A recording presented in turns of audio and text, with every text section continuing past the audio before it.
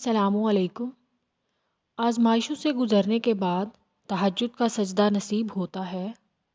بے سکون دل اللہ کی محبت سے بھر جاتا ہے، کیونکہ تہجد کے وقت اللہ تعالیٰ کے ساتھ ہونے والی سرگوشیوں کا نعم البدل اور کوئی نہیں جان سکتا۔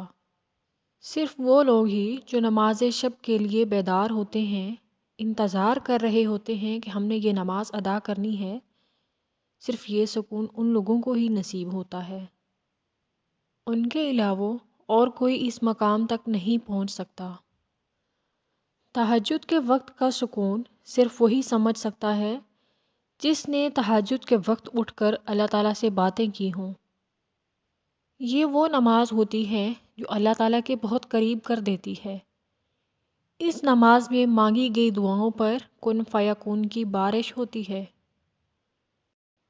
جب بندہ وقت تہجد رو رو کر دعائیں مانگتا ہے تو اس کی آنکھوں سے بہنے والا ایک ایک آنسو کبھی ضائع نہیں ہوتا۔ جب بات تہجد تک پہنچ جاتی ہے تو کہانی بھی حقیقت بن جاتی ہے۔ اللہ تعالیٰ سے پورے یقین سے مانگو، کیونکہ اس وقت پھیلائی گئی جھولی کبھی خالی نہیں رہتی۔ تہجد کے اندھیرے میں اللہ نے کن کا راز چھپا رکھا ہے۔ آدھی رات کو کیا گیا سجدہ قبولیت کے امکانات بڑھا دیتا ہے۔ جو مقدر میں نہیں، تہجد وہ دعا بھی قبول کروا لاتی ہے۔ یہ بہت خاص عبادت ہے اور اللہ اس کا اجر بھی بہت خاص دیتا ہے۔ دعائیں رد کرنا اللہ کی شان کا حصہ نہیں۔ وہ کبھی بھی کوئی دعا ادھوری نہیں رہنے دیتا۔ وہ ہمارے دل کو سکون ضرور بخشتا ہے۔ ہمیں یقین کے ساتھ اس سے مانگنا چاہیے، اسی کی مدد طلب کرنی چاہیے۔ ایسا کبھی ہو ہی نہیں سکتا کہ تم اپنا ٹوٹا ہوا وجود اللہ تعالیٰ کے سامنے لے کر جاؤ اور وہ تم سے منہ پھیر لے۔ تم راتوں کو اٹھ کر اس کی عبادت کرو، رو رو کر اس سے دعائیں مانگو اور وہ قبول نہ کرے، ایسا کبھی نہیں ہو سکتا۔ اللہ رب العزت تم سے کچھ لے اور اس کے بدلے میں تمہیں بہتر سے نہ نوازے، ایسا کبھی نہیں ہو سکتا۔ تم جو کچھ بھی اللہ کی راہ میں خرچ کرو گے، تمہیں اس سے بہترین اور دگنا دیا جائے گا۔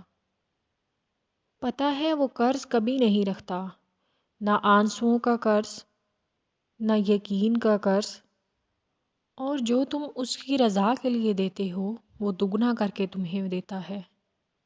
تم ایک قطرے کے لیے آنسو بہاتے ہو، وہ تمہارے لیے 7 سمندر لکھ دے گا۔ قرآن پاک میں اللہ رب العزت فرماتے ہیں وَلَا سَوْفَ يُؤْتِيكَ رَبُّكَ فَتَرْضَىٰ، اور عن قریب تمہارا رب تم کو اتنا دے گا کہ تم خوش ہو جاؤ گے۔ تہجد کی نماز کی فضیلت میں بہت سی احادیث ہیں، جیسا کہ فرض نمازوں کے بعد اولین نماز تہجد ہے۔